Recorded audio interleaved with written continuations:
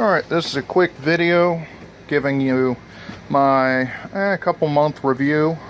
So maybe a 5 to 15 hour review of the Harbor Freight 5,000 pound ATV winch. Happens to be mounted to a 2006 Rhino 660. See? As far as the performance of the winch, it's fantastic. There's a few things that, could be better. Being that this thing is sold as both an ATV/UTV winch, it does come with the remote control, which does work, which is nice. However, some of the things I would like to see is they have the handlebar switch that comes with it that fits on, most four-wheelers. I'd like to see a toggle switch where you can mount it in here, so you can have an up, down kind of switch, or, an in, out, some kind of switch like that instead of just the plug. Which, as it is nice. I could have spent the extra money and gotten a remote control one, which would be nicer.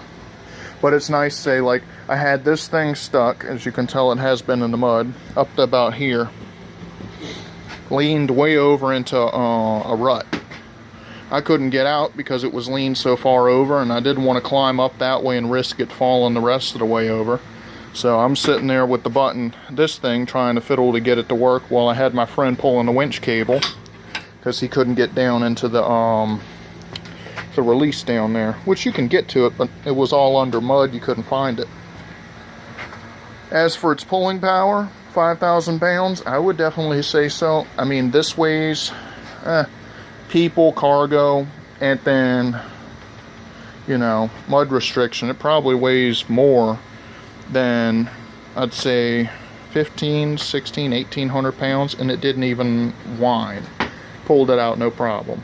And we're talking, clay. This isn't just some mud puddle. This is getting sopped up in the mud, clay. I'll edit in at the end of this video, I'll edit in a picture of it, of how bad it was stuck. You could see the clay piled up in front of it from trying to pull against it. Other than that, I've used it for a few things like it says not to be used. If you can notice, the fair lead's bent a little bit. I happen to have, let's see, I bought the Snatch Block that goes with it there. I had some really heavy AC compressors to lift. I needed to get in the back of the truck, and they weighed a good 250, 300 pounds a piece. I wasn't about to throw my back out or get a hernia trying to lift them up, so I ran this cable up to a building support on the front of the building with the winch and that Snatch Block, and just used this to lift those up, swing them into the back of a pickup truck. I did that with no problem. It didn't even need the engine running. So, as far as power consumption is concerned, when I had this thing leaned over probably 15 minutes, I was operating the winch continuously. So, if we're looking at it as a distance perspective, probably about to here. So, it's probably a good 30 feet or so distance that I had to get it unstuck, and there was no pulling backward, there was only pulling forward. So I ran it all the way to a tree about where I'm standing, and then I needed to turn, so I ran the winch again another 30 feet to get out the rut, because it was a rather long rut. And the whole time the engine wouldn't run because it was leaned over too far, tilt sensor and all. Didn't even drain the battery a little bit. Concerns, complaints about the unit itself. For one, the mounting bracket it comes with for the fair lead to mount to the winch is cheap. You can see how it's bent already. Granted, I was lifting stuff I shouldn't have been, but still, I mean, you can see I'm flexing it with my foot a little bit. Another problem, I think, is I try to be careful when spooling back in. As you can see, I try to have it not crossed over.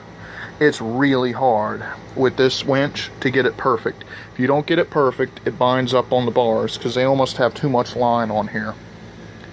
Eventually, I'll probably upgrade to synthetic. I'm not sure. Another problem is most of the time when you roll in, I have mine here hung on this. Most of the time you roll in until the winch hook stops at the fair lead. That's usual. This one, it has the crimp connector here for where the cable's wrapped around and reinstalled. It's just big enough to fit in between the rollers. If you're not paying attention and roll it in there, you're not getting it out easy. You're going to have to give it some slack and hope it doesn't get tangled up. Get a chain and yank, yank, yank to get that little thing to pop out. So either keep it from going all the way in or be super careful every time you use it. As the remote goes, as you can see, it's had a very unpleasant time. It was underwater a couple times, and